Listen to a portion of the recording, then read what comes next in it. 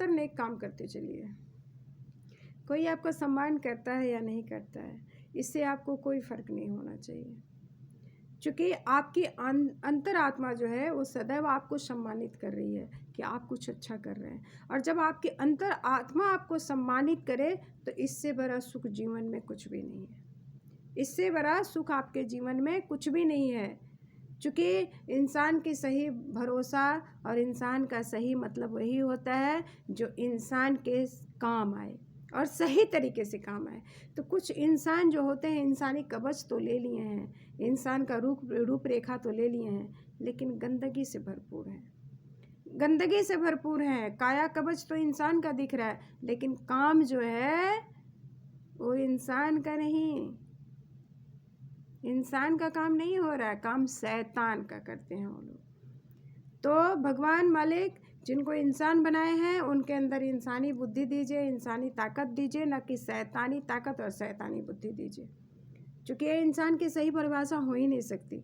जो इंसान को सही काम में जो है हस्तक्षेप करे, उसको डिस्टर्ब करे, उसको हमेशा टॉर्चर करे, उसको गलत तरीके से पेश करे, वो कभी इंसान हो ही नहीं सकता हमारी भाषा में, हमारी सोच के हिसाब से। तो ऐसे लोगों से भगवान बचाए, और ऐसे लोगों से देर ना करते हुए झट से ऐसे लोगों से अपने रिश्ते से दूरी बना लीजिए, एकदम डिस्टेंस मेंटेन कर लीजिए। नहीं तो ऐसे लोग किसी के होते नहीं हैं, गोल्ड डिगर, मैंने स्वार्थी, लालची, लोभी, ऐसे प्रवृत्ति के लोग जो होते हैं अपने सगे माँ बाप के भी नहीं होते हैं।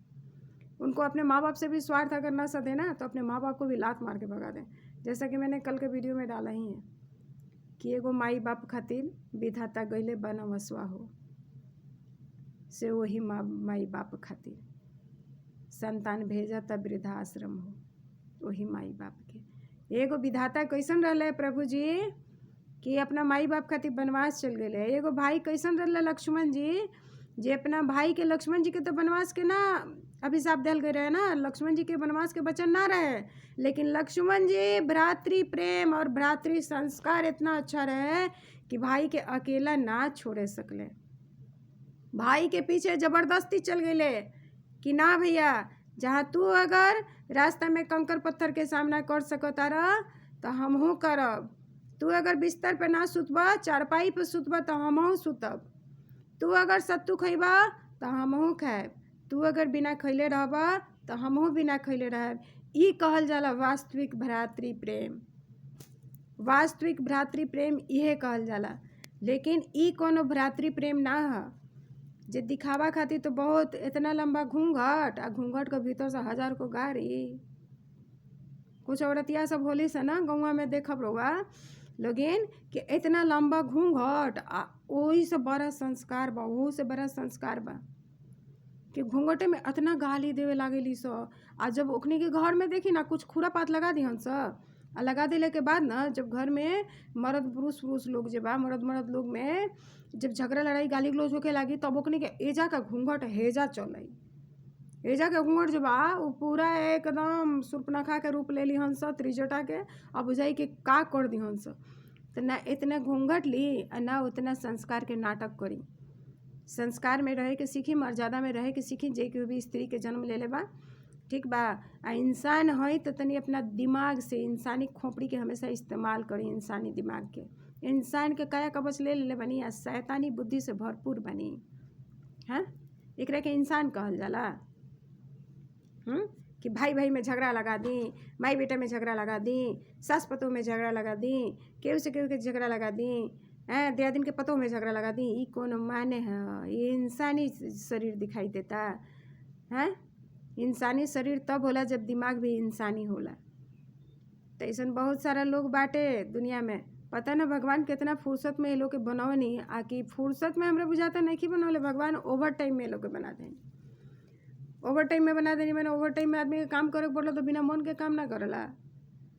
मैं छोड़ा मैंने ओवर टाइम बात जैसे भी करता हटा काम के होंगे दिखावे के बाद कंप्लीट हो गया। तो हमरा बुझाता ऐसा लोग के भगवान जिस संरचना जे बारे ना कैले बारे ना पार्ट टाइम में, ओवर टाइम, सॉरी, मैंने काम तो खत्म हो गया बा 8 आवर्स के, ओकरा बादो काम करे के पड़ता, तो उन्हें बिना मन के वह काम कैले बारा कि इंसानी काया के बस तो दिखता, लेकिन भीतर से आत्मा जे बा दुरात्मा भइल बा।